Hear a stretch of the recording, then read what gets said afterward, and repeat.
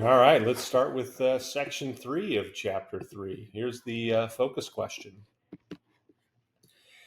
King Philip's War of 1676 to 1676 and Bacon's Rebellion coincided with disturbances in other colonies. In Maryland, an unsuccessful Protestant uprising resisted Lord Baltimore's sudden restriction of voting rights, and increased frontier settlement led to Indian resistance in multiple colonies. Furthermore, the Pueblo Revolt indicated that the British were not the only colonizers experiencing resistance. Upheaval in England also affected the colonies. In 1688, the struggle for control over English government between Parliament and the Crown culminated in the Glorious Revolution, a bloodless event that finally established parliamentary supremacy and a Protestant succession to the throne. Under the rule of Charles II, Parliament had expanded its authority and powers, but his unpopular successor, James II, alienated much of England after claiming to rule by divine right and seeking religious toleration for Protestant dissenters and Catholics. Fearing that the throne would go to James's Catholic son, English aristocrats invited William of Orange, a Dutch nobleman and husband to Mary, James II's Protestant daughter, to assume the throne in the name of English liberties. In 1688, James II fled before William's invading army, and William and Mary took the throne. The Parliament soon enacted the English Bill of Rights, giving the Parliament control over taxation and establishing individual rights such as trial by jury.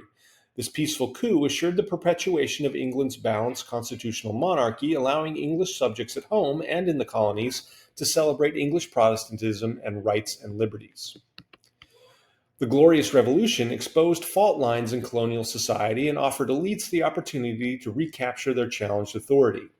Before the Glorious Revolution, England's rulers sought to reduce growing colonial autonomy within the empire.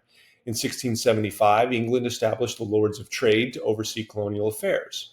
Charles II had revoked the Massachusetts Colonial Charter for violations of the Navigation Act, which the Massachusetts legislature had earlier refused to recognize because the colony, it alleged, had no direct representation in Parliament.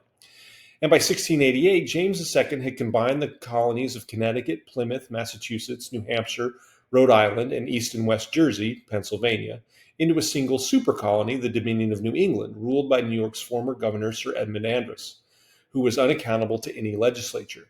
The actions of King James and Andros alienated many colonists. In 1689, the overthrow of James II triggered rebellions in several American colonies, whereby colonial elites pushed aside by Andros and the Crown sought to regain their dominance.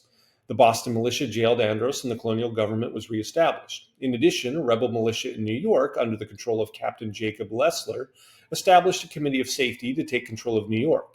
Meanwhile, Maryland's Protestant Association overthrew Lord Baltimore. Each of these groups claimed to act in the name of English liberties and sought London's approval with differing results, particularly for the Protestant rebels in Maryland. King William offered the Maryland rebels his approval, citing mismanagement on part of Lord Baltimore. On the other hand, Leisler had succeeded in dividing the colony along ethnic and economic lines. The Dutch majority sought to regain control and harassed the New York economic elite, who then complained to London that Leisler was a tyrant. The king refused to support Leisler, who was then brutally executed. His execution reflected the hatred the rebellion had inspired. That hatred would survive for generations along pro and anti-Leisler sentiments in New York politics. With the dissolution of the Dominion of New England and the removal of its ruler, Sir Edmund Andros, the English crown restored the old charters of most of the colonies. But Massachusetts received a new charter as a royal colony, which now incorporated Plymouth. The new charter made property ownership, not church membership, the qualification for voting in elections for the colony's legislature and made the governor a crown appointee. The English Toleration Act of 1690 required religious toleration for all Protestant denominations. These measures ended the Puritans' Bible Commonwealth, empowering non-Puritan merchants and large landowners and increasing anxiety among Puritans. Thereafter, considerable tension existed in Massachusetts, which was made worse by raids from French and Indian troops on the New England frontier to the north. Newly instituted religious toleration was a source of considerable anxiety for the Puritan clergy. Many Puritans, like other Europeans and colonial Americans in the 17th century, believed in magic, astrology, witchcraft, and other supernatural phenomena, and often interpreted natural events as having religious or otherworldly meaning.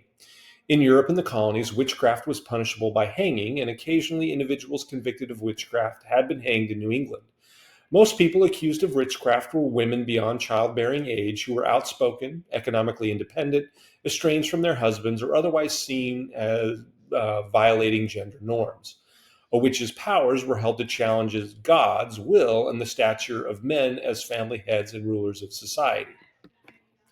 In 1691, in Salem, Massachusetts, initial accusations of witchcraft snowballed into a full blown crisis, as increasing numbers of the accused tried to save themselves by confessing and naming other witches.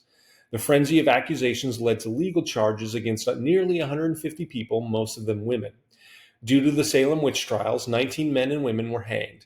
Massachusetts religious and civil authorities were aghast. They dissolved the Salem courts and warned the courts should no longer accept testimony from those claiming to be possessed or accept the confessions and accusations of those facing execution. The Salem witchcraft craze discredited the prosecution of witches and encouraged a greater interest among prominent colonists in finding scientific explanations for natural events. So that's the end of that section.